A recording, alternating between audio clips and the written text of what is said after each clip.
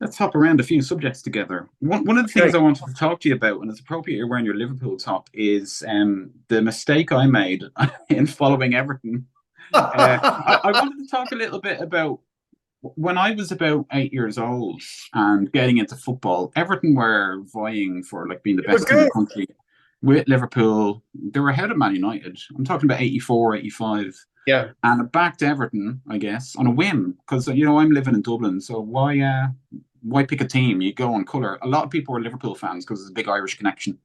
Yeah. And but one guy on the street I lived on was an Everton fan. He convinced me to support them, and I've often wondered what it meant to back a loser. If you see what I mean. I mean, Yeah. what impact did that have on my values and my morality? Um, you'll have thoughts on this. What it is to persevere when your team's losing. Yeah. I think backing a loser is probably the morally better thing to do. I mean, I've got second teams and family connections to other teams. Ipswich were always because they were a local team. Hmm. They got into the Premier League then. Which might happen. I'd be conflicted. But like John Peel, supported Liverpool and Yeah. Ipswich. So that's good precedent. Liverpool was fate. My family are from Liverpool. My, my grandmother's gravestone has got the club badge on. Hmm. I didn't even think that was strange until I showed it to someone and said, "What's that on your grandmother's gravestone?" It's a Liverpool badge. What do you think? She was a United fan or whatever. And Yeah. the Irish connection is very strong. The what they call the big reds, right? Yeah. United, Liverpool, and Arsenal. Hmm. And but part of my family, part of my Liverpool family, the uh, the the really Catholic, really working class, living on these awful council estates outside Liverpool. There's the sort of place like Wayne Rooney came from. Hmm. That part of my family were Evertonians. And I remember that as a kid, there was an Everton wing to the family, and Right. but Liverpool dominated. But my father obviously programmed me to support Liverpool, and I programmed my son to support Liverpool, and that's most of what we talk about. And it's hard to even begin to describe what that means. I mean, it would be it'd be morally preferential to support a loser, but Mm. the fact of being a fan of one of the greatest teams in the world is a source of real joy, and also that it's in the previous segment, which might or not be connected to this. We were talking about Mm. R.D. Laing's ability to empathize, to have connection with people, and Mm. I don't think I'm very good at that. But one way I can do it is with around fandom. So if I see Yeah. someone in kit like a kid, and you see that in New York, you'll see Liverpool shirts, with Hmm. my neighborhood. There's a big Arabic neighborhood. So Yeah. Salah figures prominently in conversations. So you see someone with a Liverpool shirt on, a 10-year-old, and I will engage them in conversation. And that Yeah. conversation is always a conversation of equality, right? We're Yes. changing information, and kids know a formidable about amount about football. So I like Hmm. that. I like that sense in which hierarchies are upended in being a fan. Yeah. And Everton, I bear no sort of because of the family connection, and I wish Everton well, and they're a great, and of course the older team in Liverpool, they were the Yeah. 1878 when they were founded, and And as we speak, they're facing relegation this year, most likely. This has been recorded in 2023, but I wouldn't be surprised if they went down. no, I don't think so. I don't think Mm. that I wouldn't be surprised, but I wouldn't take any pleasure in that. It's good Mm. to have, and also the fact that these two teams are divided by Stanley Park, and you can see Mm. one ground from the other ground, and there's the feeling of and that part of Liverpool is I was there back there in 2018, I think, and I went to see my auntie, and I found the place where my mother was born and my grandmother lived, and I found it. I was looking in the graveyard for my grandfather's grave, which I didn't find, but I found the house, and then jumped back in the car, and then realized that it was just 4 or 5 blocks from Anfield, from Stanley Park, and you could see Anfield. It really was, wow, it was that close. So yeah, so it's deep, and it's a source of great joy. It's also a very good way of what do you speak about to your children? I mean, well, it's mainly football with me, and it's a great way of spending time with each other without having to pry into personal lives or things which might be best kept alone. You know what I mean? So it's a great thing. I worked with an adult with intellectual disabilities years ago. He was a massive Bohemians fan. They're a Dublin team, and he would be up in the corner of their stadium, and he would be like the most vocal, aggressively pro-Bohemian supporter in the stadium. He had a reputation there. One day I was walking to meet him, and he was dressed in full Shamrock Rovers kit. And I said, "What's going on?" And he said, "Well, Ciarán, I figured Bohemians weren't going to win this year, so I switched to Shamrock Rovers." And I think back on that a lot, and I think there's something in that, isn't there? It'd be great to be able to do that, but it's such a taboo. It's probably the biggest taboo in football fandom, that you would switch teams. You can't change your fate. It's you have to assume responsibility for the past and the present, and the only thing that I really experience hope, irrational hope, is in relationship to football. So past, present, future are all there, and it matters to me far too much. And then I've got one of my New York fantasies has always been that this was John Lennon's city. The historical connections between Liverpool and New York are really deep, and this is in a way a kind of a hypertrophy of Liverpool, a kind of vast exaggeration of things that were there in Liverpool. It was never one of the cats is making strange noises. I was going to go and check that out. And but no, it's really deep, and I sometimes wish it wasn't so deep, because it would give me more free time, but that's the way it is. I think what you get from football, I get from pop music, and always did. Like, I could recognize somebody walking about who would be a member of subculture, like a goth walking down the street. I knew so much about that person without even meeting them. Somebody just with big hair and a Cure t-shirt or something. And one of the things I like about you, and why I kind of sought you out to talk about this, is I think you appreciate the importance of reaching out to as many people as possible. But what it is you're trying to do. Ryan Eagle talks about this quite a lot. That the need to be kind of the tension between the need to be popular, I guess, and groundbreaking simultaneously. I think that's a really important kind of thing, and it's something I really value about pop music. But pop as a kind of an idea, an attitude. Does that make sense to you? Yeah, it does. It's the aside from football, I mean, music is what stitches life together, and music is, one of the things that I like to say is you cannot be an atheist when you're listening to the music that you love. That there is,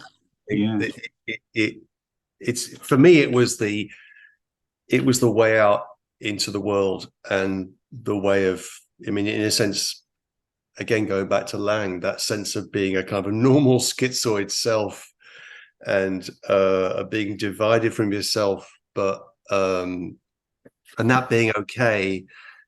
That music was the way of connecting all that together, and everything for me with with philosophy and everything that's happened over the decades with philosophy, it all goes back to listening to music when I was 12, 13, 14 years old. That's what stitches it. And I judge people.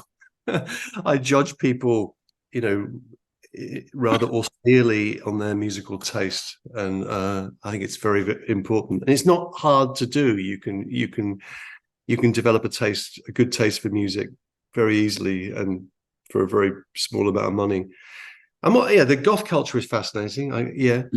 And is there, has pop music just played out? There's a colleague of mine, Jim Miller, who wrote a history of rock and roll, which I think came out in the 80s, and he basically argues that, you know, from Little Richard to the Sex Pistols, kind of all the variations of rock and roll have played out, and punk was already a replay of what had happened in the late 60s, MC5, Iggy and the Stooges. And that's that. So one view of music is we're just kind of, this is a reschauffe, this is a rehearsing of things which already existed. But that doesn't really account for innovation. There has been innovation, hip hop, different genres like that. But I listen to music a lot, and it matters to me, and it's an immense source of kind of slightly stupid solace, as well as being, you know, I'm fascinated with all sorts of, you know, high intellectual details about music, but it's the slight stupidity of loving music so much that I like. And there's something just when you mentioned Eno, just romantic about it, and strange that, you know, you can be you know, transported by a silly song, and you're there, and it matters. And Idiot Glee, he talks about. Yeah, Idiot Glee, yeah. Idiot Glee is what music is about, and I think it's what life should be about. Simply giving yourself over to idiot glee, and I'm very much in favor of that. And the one of the nice things that happened to me was that when I wrote the book on Bowie, and then I mean, yeah, nice things happened after that. But then after he died, there was about a month or 6 weeks when I kept talking to people who were Bowie fans, who were not like me. And then you realize the one thing about pop music is that I think for people of my generation, there's still that sense in which you had to be there. You had to be there, you know, when that first Can album became available in 1973, or you had to be there at that Sex Pistols concert, which nobody went to, everyone pretends to have gone to, and so on and so forth. Whereas, so how is pop music going to be inherited? How is it going to be become an actual cultural tradition? And I think Bowie is a very good sort of test case in that regard, that Bowie means as much or more to someone who's 25 right now, who maybe has questions around gender, who knows, possibly, and means as much to them or more to them than he does to me. And so Bowie's death for me was the proof that pop music will have a really interesting afterlife. I mean, some things will drop out. You know, Mark Bolan, T-Rex, in a sense, have dropped out a bit. You know, if you go back to how things looked, or bands like The Sweet have dropped out. But Bowie is fine, and Bowie fans are kind of like, you know, you find each other, and it's there's often a very immediate intimacy with fellow Bowie fans, and you exchange facts and data, but you're just happy to be with a Bowie fan. And you know, a consequence for me of being born in the late 70s was I grew up through the 80s during Bowie's worst period. I mean, I grew up with a really false idea of him, because when I first became aware of him, we're talking the Tonight, Never Let Me Down, Tin Machine years. And I thought, why is this guy so revered? You know, and Dancing in the Street, you know, with Mick Jagger, South America, all that stuff. It was well into my 20s that I began to appreciate him. This would have been pre-Spotify, of course. It was in the 90s, and Low, and I actually think Black Star is probably one of his very best albums. But now people have Spotify, and they're not tethered to any era of any particular artist. They've got it all, you know, it's all just laid out before them, and where to start is the issue, really, isn't it? But I was so wrong-minded about Bowie. I can't tell you, like, He had a very tough time of it for about 10 years, didn't he? Yeah, that coincided with but the only time I saw him live was in 1984. It was the Serious Moonlight Tour, and it left me absolutely cold. It was a stadium gig in Milton Keynes, and I lost my glasses, and I wasn't very happy. And it just didn't affect me. And then so the period of Bowie's decline was coincided with me doing, finding another language in philosophy. But then I remember listening on a cassette to One Outside, which was his collaboration with what was that, 95, 96, then thinking, yeah, he's on the way back. Yeah, that was pretty good. Yeah, that's the extraordinary thing about Bowie, is that to have done what he did between whatever date we choose, 69 to 80, 12, 14 albums, and then to really blow up and to kind of lose it. And he lost interest in songwriting, and then did some questionable things, became a movie star. The whole generation of Americans that know him through Labyrinth, and which is fine. And then he goes back, and it takes him a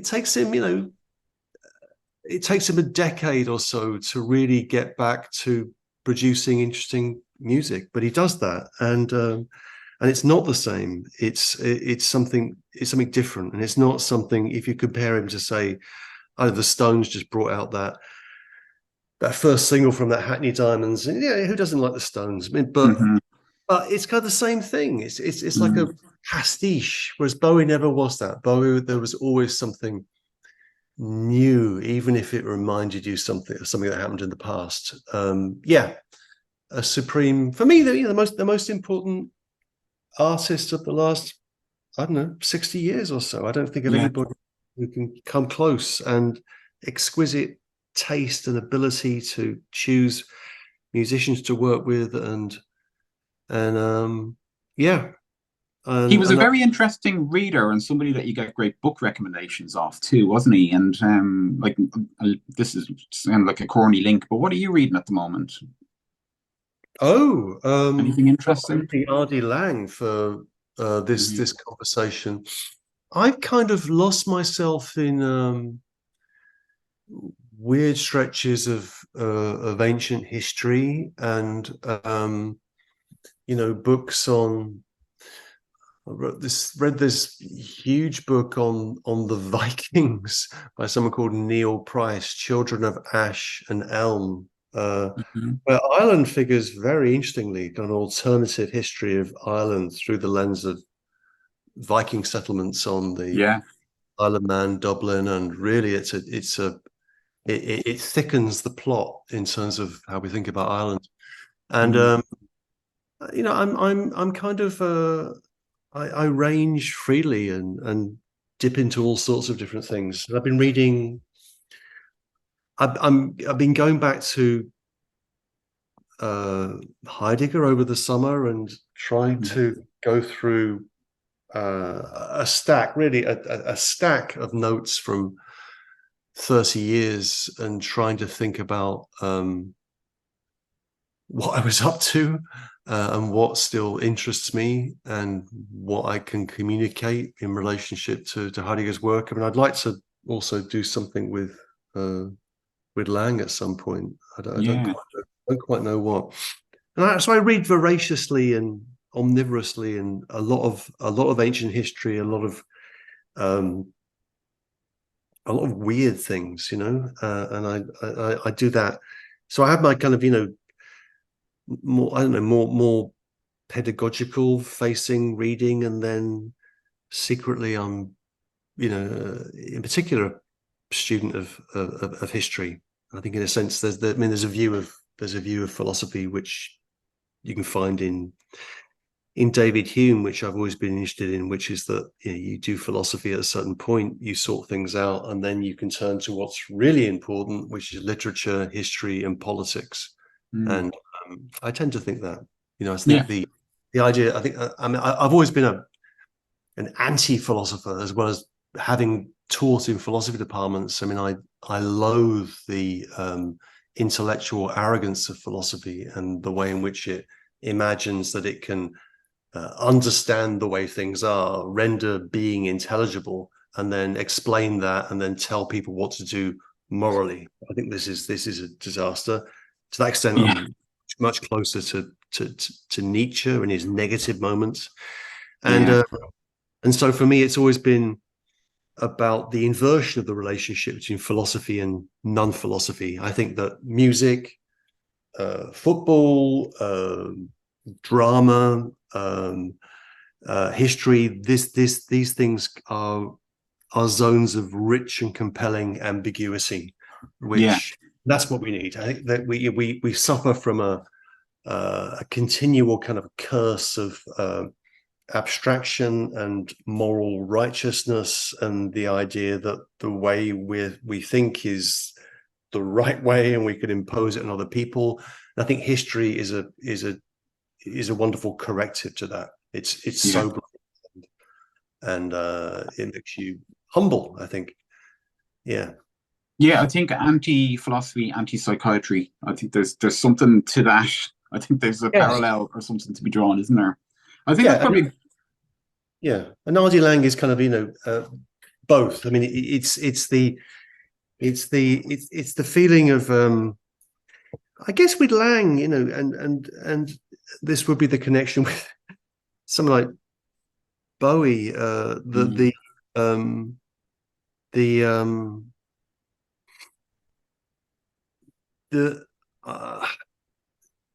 resonates in a way that it doesn't compromise, but it's accessible and it makes sense. So with Laing, I often feel that I know who that guy is, and he's he's a fucked up ball of shit in the way in which I am, and most of us are, apart from the ontologically secure, whoever they are. We'll look forward to meeting them. You wouldn't want to spend time with them at a dinner party. Thanks very much for talking to me. This has been great, and let's end it here for now. All right. Thank you very much, Ciarán. Thank you.